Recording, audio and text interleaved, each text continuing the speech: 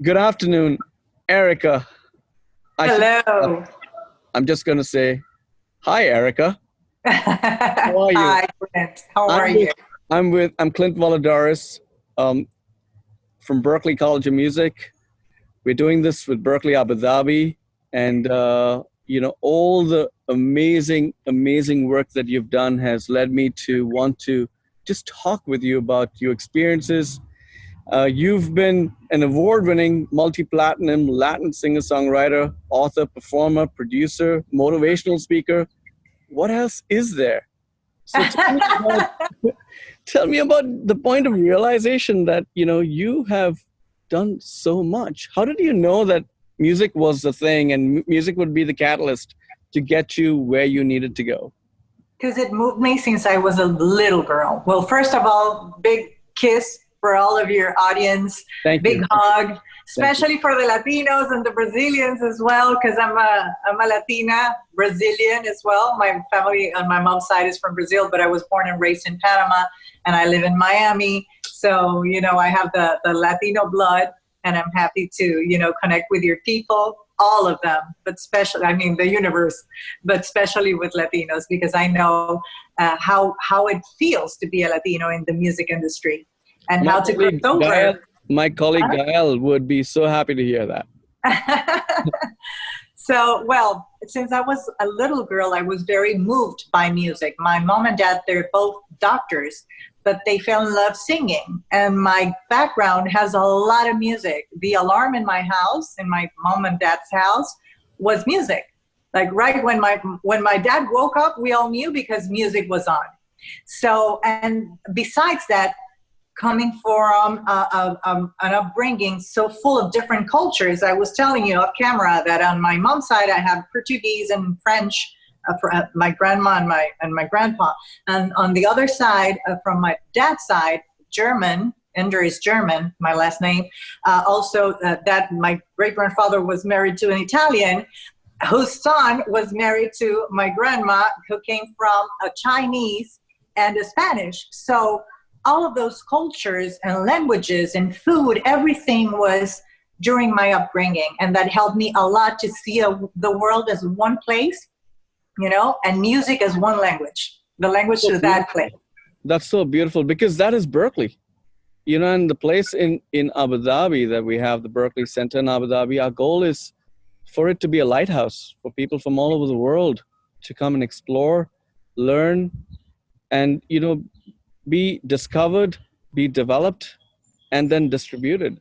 So if we can create an access point for these young people, that's what we want to do. So thank you for being here. Tell me more about, you as a songwriter. How did you know, okay, I know I love music. I sing. I'm really good at that.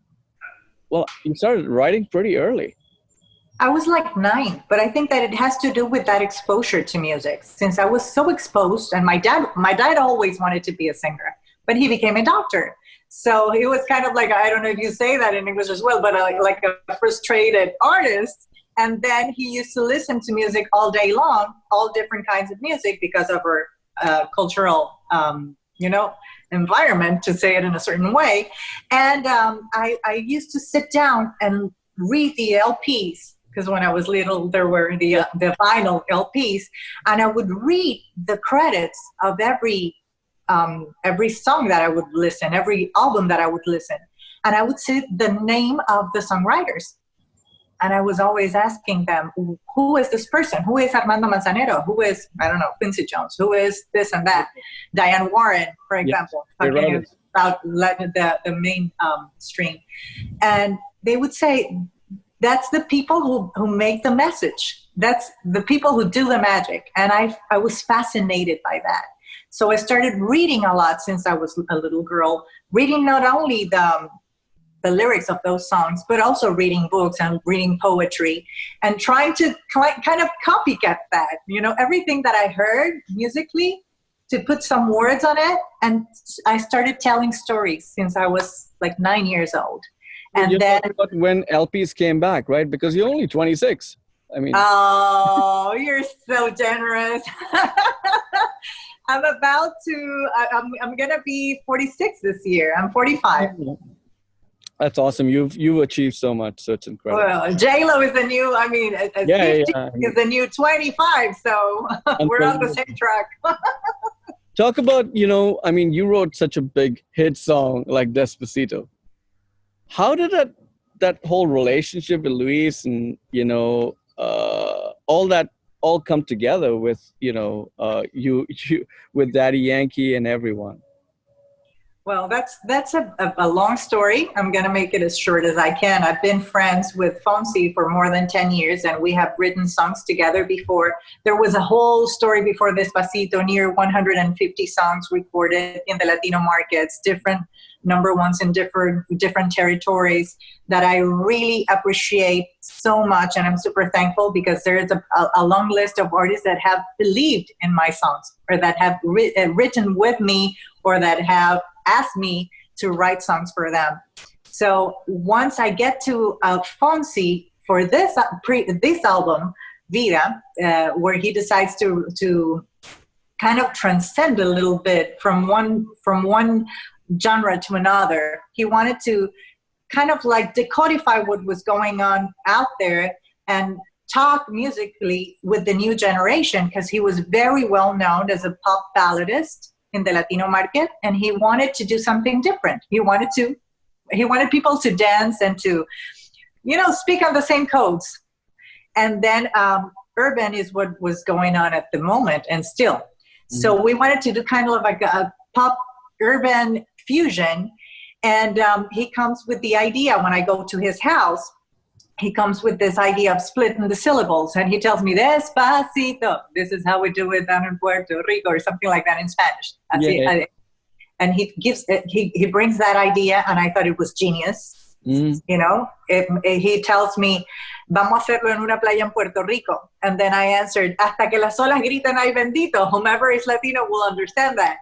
So until the waves scream ay bendito, which is something that they say very much there in Puerto Rico. So out of that, we started laughing, and I said, you know what? It's so important to keep the responsibility as high as possible, especially if you're gonna cross over into urban, because that could be a very aggressive genre with women.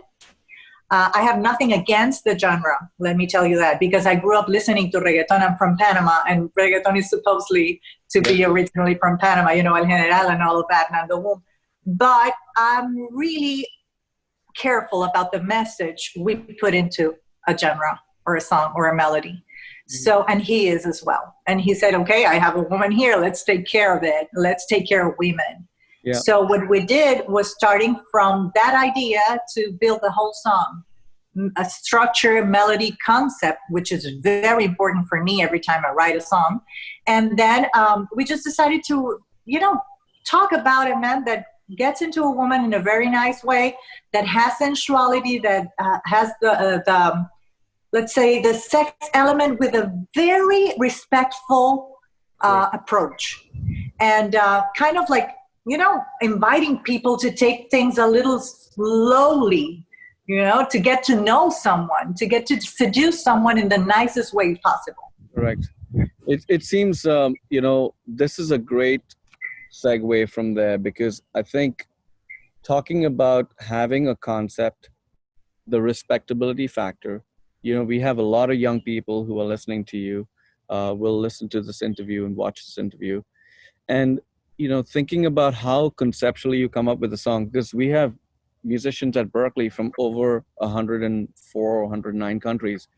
And, we're encouraging them to write in different languages. Now for you, you've written in Spanish, in Portuguese, in English. How do you think in Portuguese when you write in Portuguese, or you think in Spanish, or you think in English? How do you think? What is your brain space? Yeah. I think that whenever you're exposed to that many cultures or languages, it just tells you, the melody just tells you where to go, or the concept probably, because it has to do also with the way of thinking of certain, certain culture, for example. In my case, sometimes I'm just, washing my teeth, and then a melody comes to my mind, and for some reason, naturally, it says it has to be in Portuguese. But I really do a lot of versions as well, especially, for example, in my own albums. Since I switched from mom to dad to my upbringing to everything, I just sing what I need to express. And then when that happens, there's a song that is just comes originally in Portuguese, and I decide I want to sing it like that. But then I listen to it and I say, okay, this is such a beautiful message. I think we can translate it into English, for example. Back to the Basics, my recent single was originally made in Spanish. And then I said, you know what? I think that it could be a very nice song also in English and could reach more people to understand the message, which is my main purpose through this career, to deliver messages in a certain way. Yeah, I think, it'll be nice for you to talk a little more about Back to the Basics. We can come to that, as we go through this interview, and maybe play a little bit or sing a little bit of it. Because I was watching the video and I was like, wow, she's confined to a space, some hotel maybe in Miami or your home. And, the way it came out, you were really feeling some vibes from outside or wherever it was coming from for you to actually have such an important message in that song. But talking about, you talked about your dad some earlier. But who were some of the mentors in your life who really played a very, very important role in guiding your trajectory and your path? And, I think a lot of young people are looking for mentors. How do they find a mentor? How do you reach out to the right person who's going to provide you that pathway? Well, my unknown mentors at first, like the icons that I used to listen to or see before I got into this industry, where, for example, when I was like 9 years old, I remember Gloria Estefan crossing over. Yes. And I said to my mom and dad, because I was related to her music. Can you see me? Yeah. I lost it for a second, yeah. Yeah. Since she was Latina and she was making it all over the world, I really felt like I was related to her. She was representing me and all of us. So I told my mom, you know what, I want, whenever I grow up, I want the world to sing my songs as well. So that was a big inspiration back then when I was a little girl. I was listening to her in India. Yeah, it was crazy. Get on your feet. I remember, with Coca. Coming Out of the Dark and all those good songs. Yeah, but besides that, there are many artists and songwriters that I would look up to. For example, in mainstream, Diane Warren. Yes. She was a woman. She was doing an excellent job and still is. And she could connect with people's hearts in such an amazing way, even if it's for you to dance or for you to cry or for you to fall in love. I mean, the way she delivers the message through music is amazing. And she connects with everyone because this is a business of emotions. Absolutely. The more you can connect with people through music, the more success you're going to have. And you don't have to do it because it's trending, because something is trending. That's the clothes you put into the spirit, into the body. But the main body is the message. What are you saying through those words and through that melody? That's how I see it, and that's what has worked for me. Besides that, artists, I could say Michael Jackson. He was one of my favorite ever. Yes. And not only because of his amazing looks and his show and his songs, but also he was delivering messages through everything he was singing. Man in the Mirror. Yes. Black or White. You don't even think about the lyrics, but he all I want to say is that they don't really care about us. Exactly. Yeah. He was looking for ways to make us conscious in the most popular and commercial way possible. And that's what I'm trying to tell to your people. It's such a powerful tool. If we use it the right way, we could really create a better world, especially now that we're going through all of this chaos, because we haven't been conscious enough in order to have the best habits we can to take care of our home, which is planet Earth. Just to make a point out of there. Just for people to understand that making music is not being famous, is not making money. That's a consequence whenever you do things the right way. But that's great. I mean, Michael Jackson also did a song. Yeah. I could tell way more people. I mean, the Beatles have an amazing story. Frank Sinatra, I grew up listening to my dad singing his songs. Whitney Houston for me was amazing. Besides that, on the Latino market, Armando Manzanero as a writer, Juan Carlos Calderón, maybe people that not everyone would know, but because they're Latinos, but they were such an inspiration. Yeah, Luis Miguel as a singer, he did a great job as well. But talking about songwriters, I was like very obsessed with the message. So I would, check the lyrics and the credits of each one of them. So were you able to connect with some of these mentors or people who were, Sure. Erika, I believe in you. I'm going to help you sign your first deal. Or Erika, I think you have to change your sound, or Erika, because you have so many voices and everybody thinks they know everything. How do you find that? To tell the truth, Clint, I had more no's than yeses. And that made me very strong. And I'm super grateful for every person that couldn't see me or couldn't see my music back in time, because that made me evolve. That made me have more faith in myself. And that made me, transform, look for the best version of who I am. But I've had some angels throughout the process. I can't say there was one mentor that took care of my career. No, not really. But some angels that gave me some tools or that helped me at a certain moment of life. I think this is a chain. Correct. And for example, one was Donato Poveda. When I got to the United States, I wrote with him a couple of songs that Cheyenne recorded, and he was kind of that person that would maybe let me know how the industry was and gave me some tips. Later on, Alejandro Jaén as well, from another publishing company that also believed in my songs. And for me, the people that have given me the opportunity of showcasing my talent and that have believed in my songs within the industry before I got that direct communication with the artists, which is what I mostly do nowadays, they're angels all the way. And I really thank them very, very much. But to tell you the truth, there wasn't like one person that would take care of me as I'm going to mentor you and I'm going to take care of you during this process. Not really, but people who I look up to and who would give me some tips and act like angels and at a certain moment of my life. Yeah, for sure. They could be, sorry. There are a couple of them as I just mentioned. What really inspired me was your work with philanthropy. You really give back.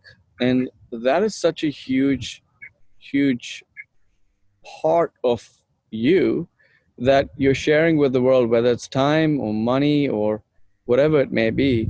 And especially with young people now trying to find, opportunities to study more, to learn more. And so thank you so much for doing this interview, because I think we're trying to keep young people engaged to be able to help them learn from people who've done this before and been through some of the pitfalls, challenges, but also taken advantage of the opportunities. So, you've had a 27-year career. You've written top 28 already, now in April. I started super young. And you've recorded about 200 albums. What is your secret for staying relevant and sustainable? Sustainability is such a big factor in this industry.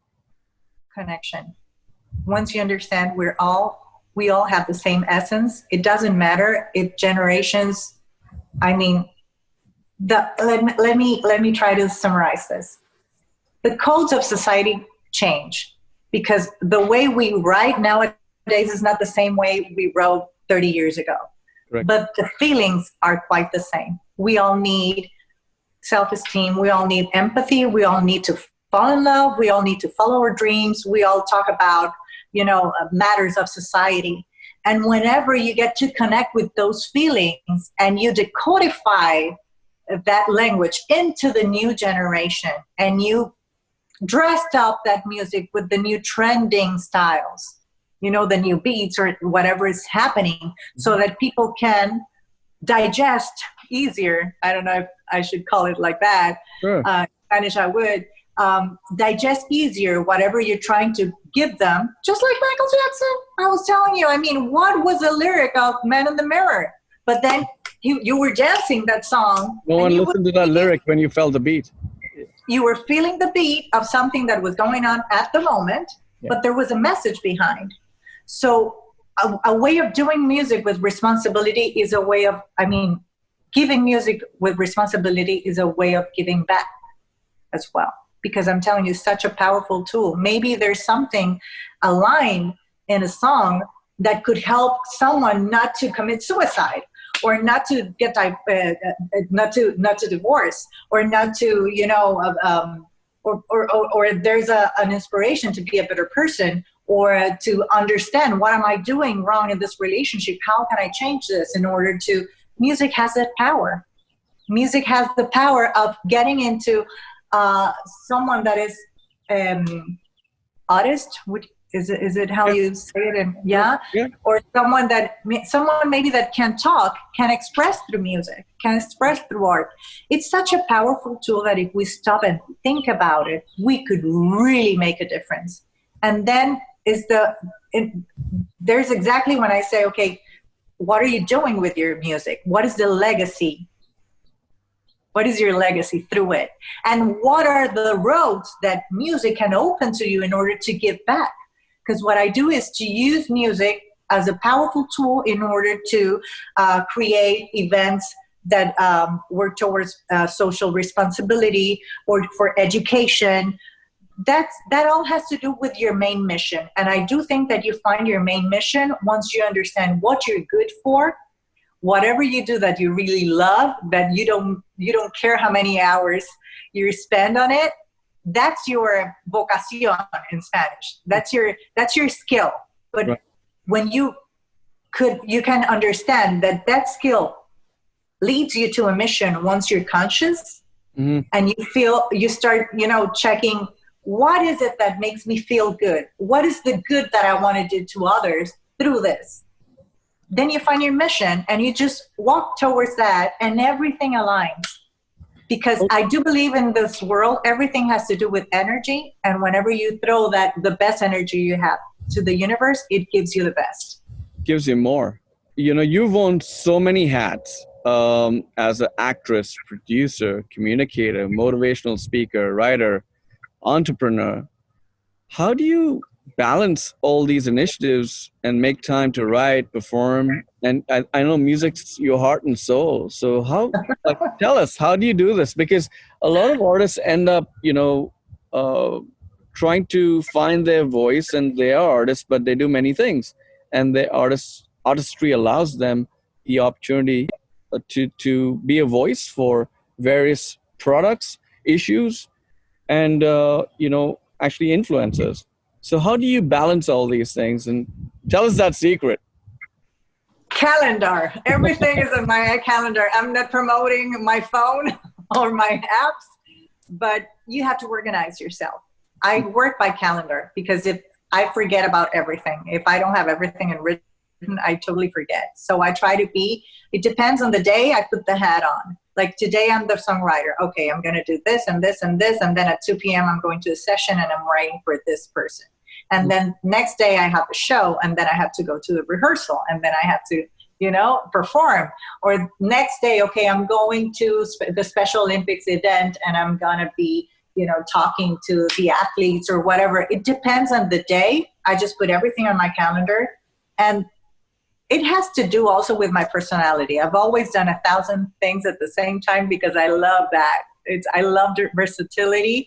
I feel like I'm an octopus. Maybe my hair. My hair is clear. Fill in any gap and anywhere. It seems like, you know, I was reading so much about you, and there was so much more, and I was like, oh my God, this woman's done a lot. Like being inducted into Latin Songwriters Hall of Fame. You know, the youngest ever, inductee. And by the way, my friend Laura Whitmore, you know, you got a She Rocks Award. I was like, wow, you've been there too. So, you know, it seems like you're so nice and so kind, but seems like you put in a lot of hard work. Tell us about that, because I mean, this should not have come very easy. Yeah. nothing is easy. Like, I've lost a lot of things in the way. I mean, from personal things to material things. When I came to the U.S. at first, the opportunities weren't there, and I almost lost everything.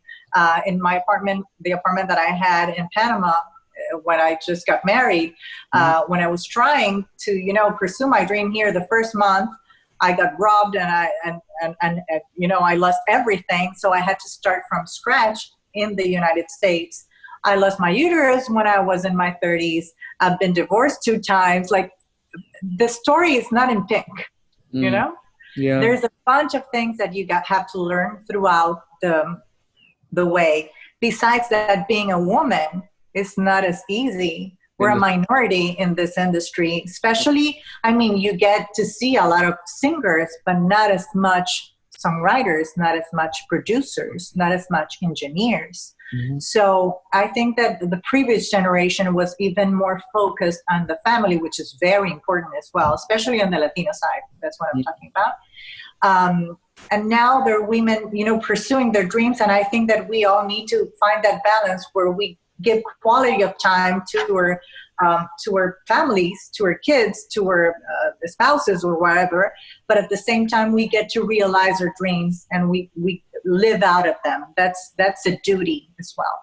So to tell you the truth, it hasn't been easy. At the beginning of my career, I used to send songs to men for men to sing them with my voice. And they would call me back and say, "Oh, beautiful song, but it sounds too feminine."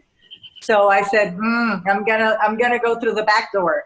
So I would ask a friend of mine, a male friend of mine, to sing the songs, and then I would send it again to another project, and the song will get pitched. So, you know, I think that there was a lack of vision back in time, 23 or 5 years ago when I came to the United States. Right. I have a 28-year career because I started in my country, but I came to the United States like 23 years ago.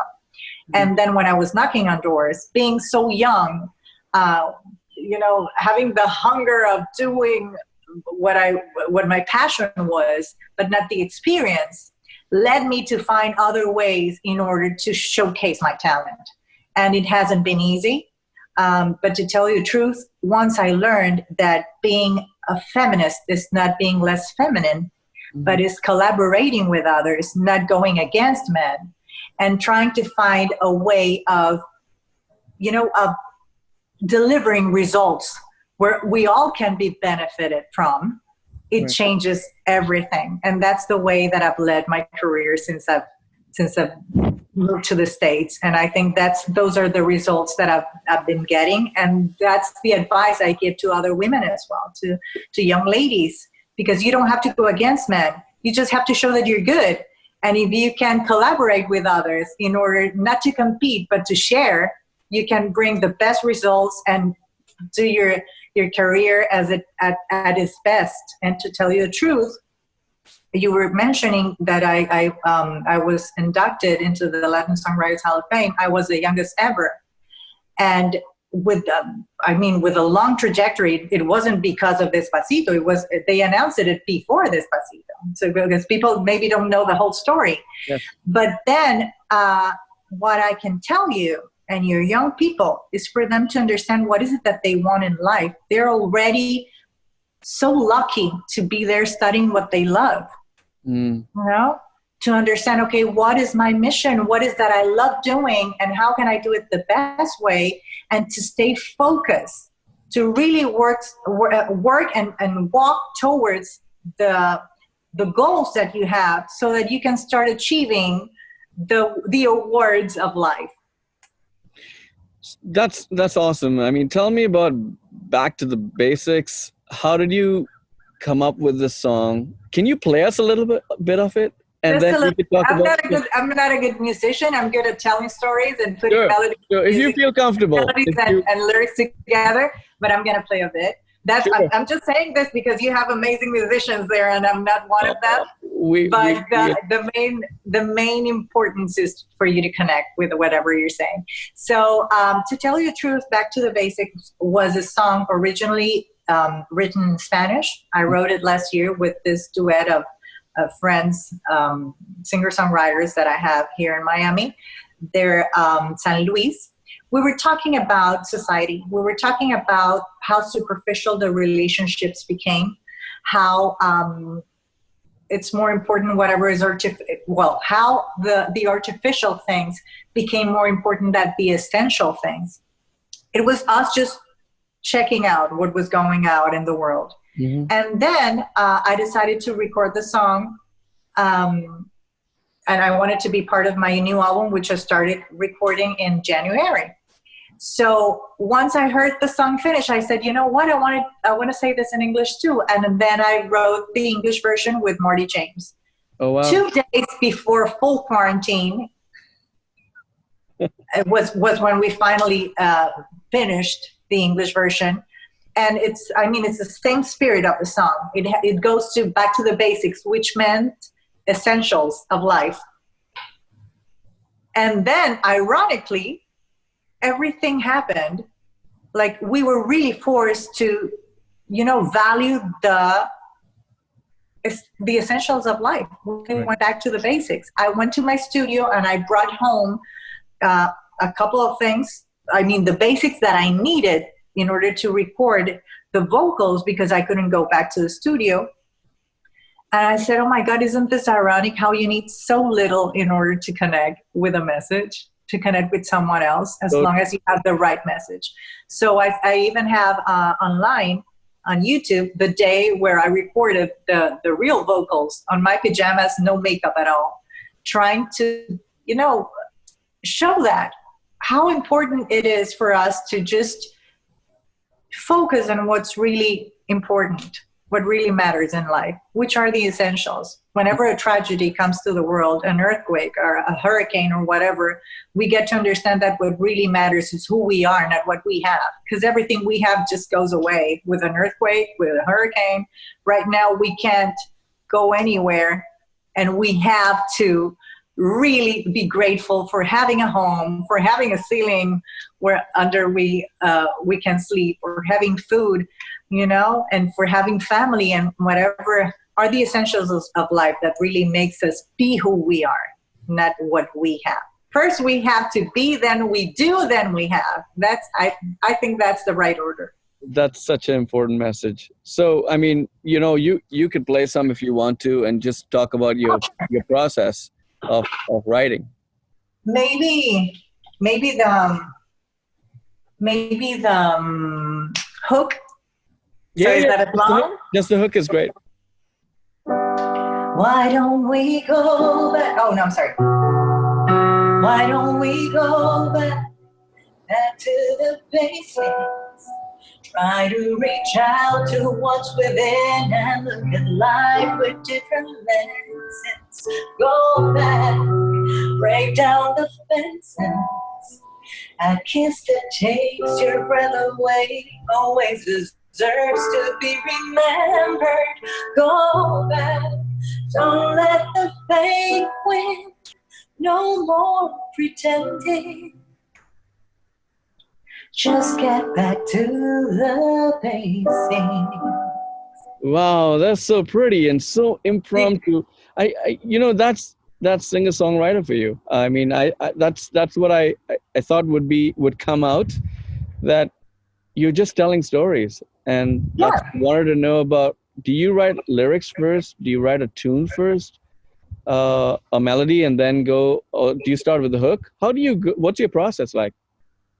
The most organic possible. What I try to do is, it depends. Sometimes just a melody pops, and then I go like, oh my God, this is so cool. Then I record it. My cell phone nowadays is everything, because that's where I put my concepts and where I record whatever comes to my mind. So whenever a melody pops, I say, okay, I like this. And it usually comes with the idea of what I want to say lyrically. So I just go and record it. And whenever I can sit down and make a session, even if it's just me writing or with someone else, an idea to bring to another session, I save it there. Sometimes I'm just, observing the world, and I just see something that I find, or a situation that I find interesting, and I just write a concept or a title. And I have a bunch of titles and concepts on my computer and also in my cell phone. So whenever I want to write about something, I already have, the main goal to achieve, to tell it in an easy way, to explain it in an easy way. So mostly it's that. Sometimes it comes either from a concept or something that I saw, or a title, or just a music, and then I just start putting some lyrics in there. If I sit down with another colleague and that person is going through something, then I would kind of like speak with that person and try to tailor the song towards whatever situation is going on. Mm-hmm. If not, I can also ask the person exactly what is it that you wanted to talk about. But to tell you the truth, what I always try to do is find a situation, not writing because. Always writing, even if it's for something happy, if you just want to have some fun and dance, but there has to be, I think it's a marriage. Lyrics and music, it's a marriage, and there's always a story to tell. Tell me about your, you seem to have had so many different situations happen in your life and have had challenges like most musicians do. Talk about some of the tips you would give songwriters who want to get their music placed. They always get, no, or they don't know. How do they go about figuring out a publishing company, licensing their music after they've written it? How do they, what role does networking play as well in this whole process? Oh, that's the beverage. Cherry on top. In some cases, talent is kind of cherry on top. And whenever you have it and you knock on the right door, everything opens. Because it's a lot of networking as well. I mean, the talent is so important. But what I mean, if you have the talent and you don't know where to knock the door, then you might stay with a great song forever. But once you understand how this works and where to nowadays it's so easy. When I moved here, I would have to, how would you say that? Try to get a meeting with somebody. No. Besides the meetings, which are still important, not as there were before, but I would have to burn a CD, right, with my music and go to the mail and send it somewhere else so that people, I don't know who would receive that and listen to the song. But nowadays it's so easy. Everyone is on Instagram. Everyone has a web page. Everyone has a contact information. So it's so easy nowadays. What you got to do is do the right product. Correct. Before, the right message, the right feeling, so that whomever gets it can connect to that feeling, and the right, dressing, if you want to call it in a certain way. I mean, if you're going to send something, packaging, just vocals and a guitar, make sure it's clean, it's clear, that you get to listen to something that is easy to understand and that sounds good, because the way you present things has a lot to do with people really paying attention to the next step. So doing the right song, presenting it the best way possible, and knocking on every door possible. Usually when you knock on publishings, they would at least ask for you to have something out there going on. And nowadays we have so many ways to showcase our talent through YouTube, through distributors where you can put your music, SoundCloud. I mean, now it's such a different world that it's so much easier to knock on a door and say, this is my material, can you hear it? And see what happens next. But as well, you can go straight to an artist, and if you're lucky enough for the artist to listen to your music and love whatever you're doing, you never know. Correct. You can't control the situation. What you can control is give your best. Thank you. Talk about your foundation, Poteres Arbarites, is that Puertas abiertas. Yeah, puertas abiertas means open doors. Open doors and talent roll. What you've done with entertainment, culture, values, social responsibility, because I think that could be a great message for a lot of young people who are looking at, hey, she's accomplished a lot. How can I learn more about what Erika's doing and follow her on Instagram and other places and get inspired. Yeah, you can follow me everywhere. I have a social media, I mean, Facebook, Twitter, YouTube, Instagram as well, at Erika Ender with a K. But if you want to know a little bit more of my information in total, you can go to erikaender.com. There you find every Erika, because I have like a bunch of Erikas. This is all in one. Yes. And there you can find everything, trajectory, music. I mean, my career as a singer, my career as a songwriter, the philanthropist, the producer, everything. Talempro is the main project of my foundation, Puertas Abiertas, and means talent with a purpose. Talento con propósito. And that's an idea that I got years ago when I was observing society, understanding that there was a lot of young people without the right platform to showcase their talents. We have 4 different categories there, which is best singer, best songwriter, best dance group, and also best documentary, short documentary, where kids, I mean, not kids, but young people from the 2 last years of high school send the material and then compete against each other in their categories. And then we go to the finals. And whenever we're on that process, we kind of, as an organization, we make them activate their schools. So they have to bring other colleagues in order to get some workshops with Tools for Life. That was the back door that we found in order to bring some moral values and some purpose into young people's lives, because there were a bunch of them are a little empty, just depending on likes and how many likes I have on whatever's trending. And I've seen from close a lot of depression and suicidal, situations. And once you understand what are your tools, what are you made of, what makes you happy, what can you do for the world, you just get a little boost of self-esteem and empathy, and everything changes. And art is a great way of doing that. So through their art, they have the gas, the fuel in order to get to the finals. But at the same time, we're giving them everything else that they need for life.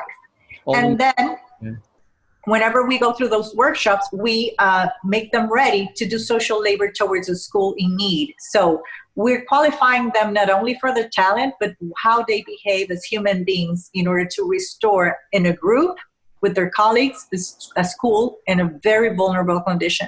So we keep restoring schools, and we have restored 12 schools a year for the past 3 years, benefiting more than 15,000 kids. That's incredible. So, and that's the transformation key. Whenever they go through that, they just see that there's other people in a worse situation giving more. And when they connect, everything changes, and they really want to do something for the environment, for others.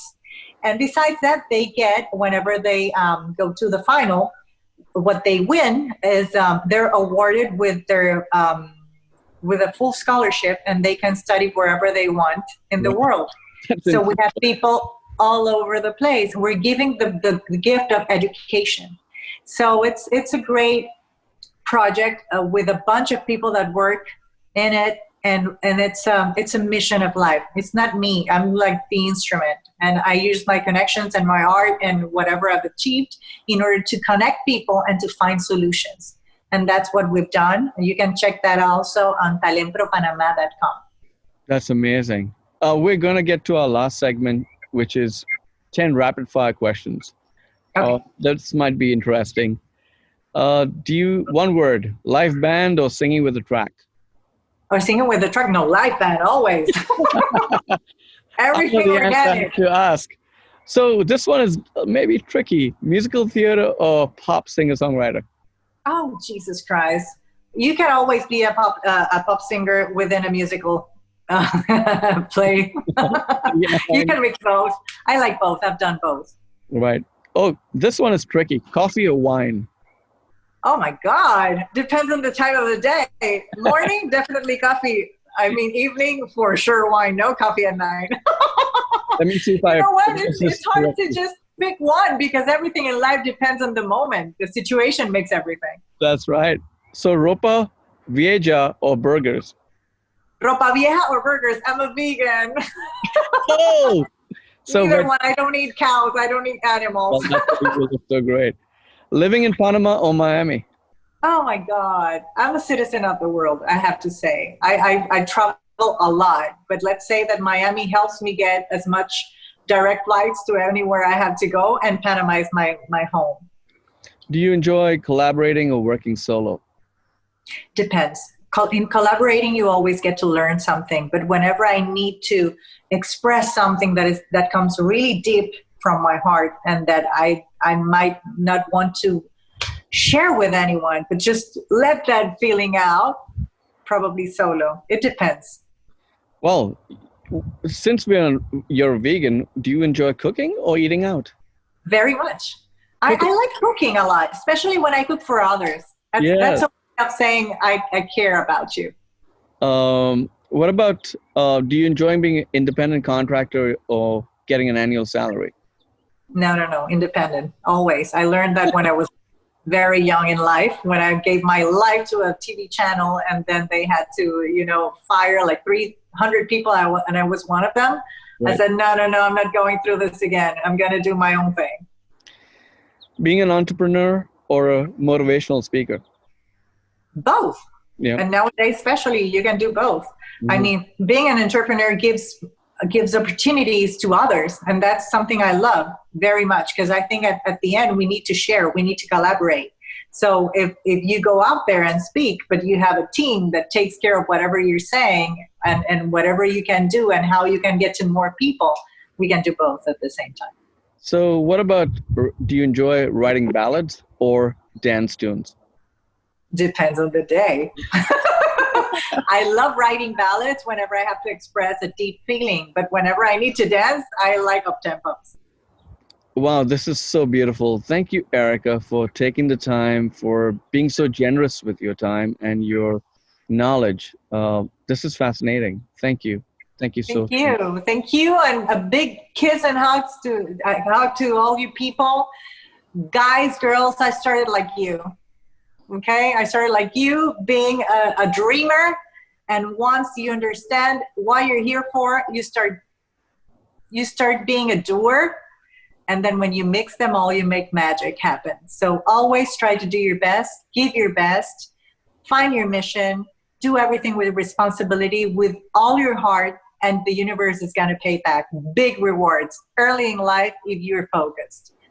Good luck with everything, and be always conscious about whatever is out there, not only yourself.